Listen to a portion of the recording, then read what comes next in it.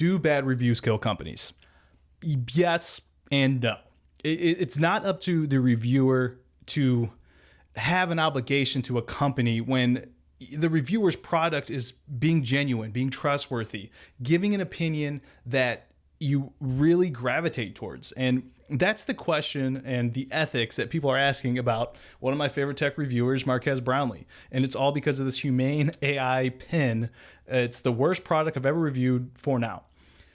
Side note, I still want to review products here from time to time. And when I was doing it on the channel, it was all about how much objectivity can I impute into my reviews? Can I talk about the patented technology? Can I talk about any trade secrets? Can I talk about the company in general and allow the viewer from any sort of schematic or, what the product is perspective to draw your own conclusions and maybe, here or there tell you something about the product or the people behind it that you otherwise wouldn't know that could be added in, because sometimes that's how I end up making my product decisions. I like to buy things from smaller companies because it's nice to see kind of a face, to tie a face to where my money is going.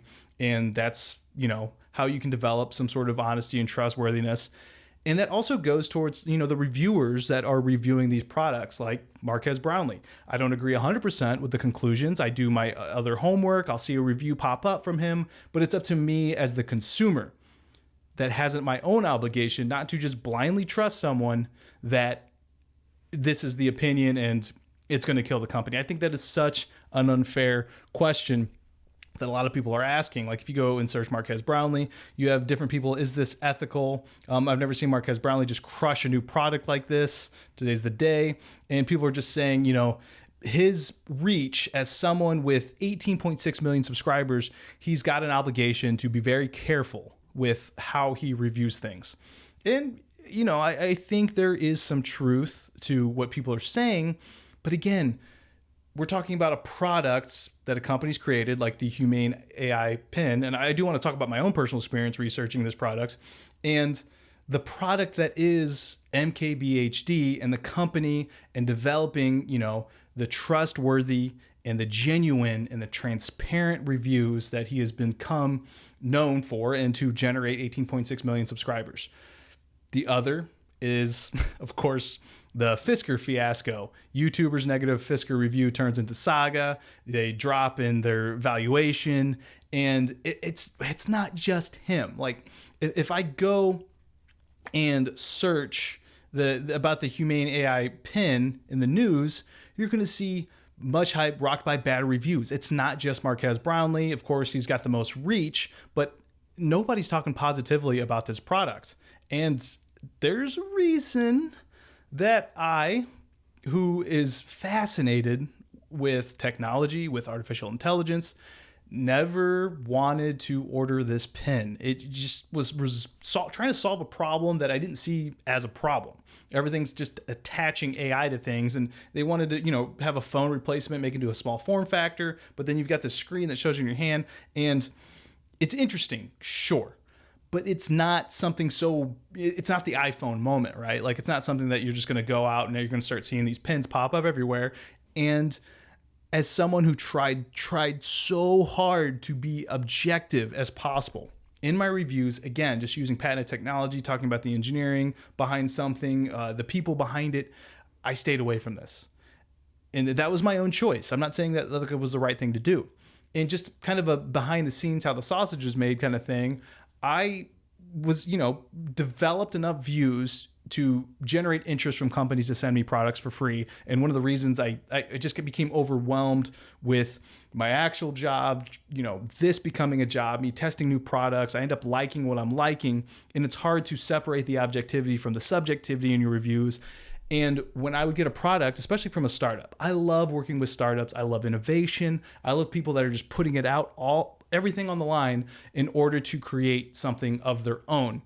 But when the product was terrible, I personally, in my own kind of standards, decided to share my review, my feedback, how I would potentially tweak a product to make it better if there was anything that you could do. And that would be kind of my feedback. I'll do it on the side. So then from an objective standpoint, I spent so much time, so much of my energy trying to test a product, to review it, that I didn't feel like I wanted to give a negative review. I would do it on the side for free. I wouldn't charge anybody any consulting fees for this. I just wasted a whole bunch of time. It just became this whole ordeal, and I applaud these reviewers that are just so willing to talk about products without thinking about any repercussions to the company, because we need that. We need genuine reviews. My viewpoint of why I wanted to create the channel is because we ourselves as consumers, we work so hard. We spend so much of our life, time is so finite, working jobs, generating dollars, and then we want to spend it on the best products possible. And it's such a duty of these amazing reviewers like Marquez Brownlee to give us genuine and trustworthy reviews, because again, the dollars come from time, come from our lives, and I need to know that my money is going to the best products possible. I wasn't a Freudian slip. I just combined products and best. Anyway, and that's why, like, even for me, Apple Vision Pro is getting some great reviews, but there's a lot of negativity in there. And I guess because it's Apple and they're so big and they're gigantic, people aren't as focused on it as giving, a review. And yeah, it was more positive than it was negative, but there was enough for me in these reviews from not just Marquez, but other individuals that I'm not going to buy the first generation Apple Vision Pro. So thank you for just a great review and it sending me off in my research.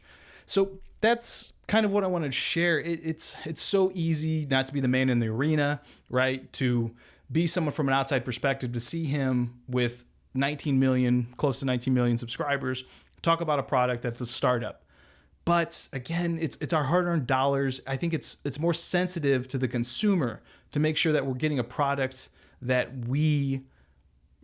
is worth our time and our investment. So just wanted to share my thoughts as someone who's spent a lot of time reviewing products, and I applaud what Marquez is doing. I'm going to continue to be a fan, and I think the criticism is it's unfounded. I mean, make a good product. That's all. That is what the market votes with, is your dollars.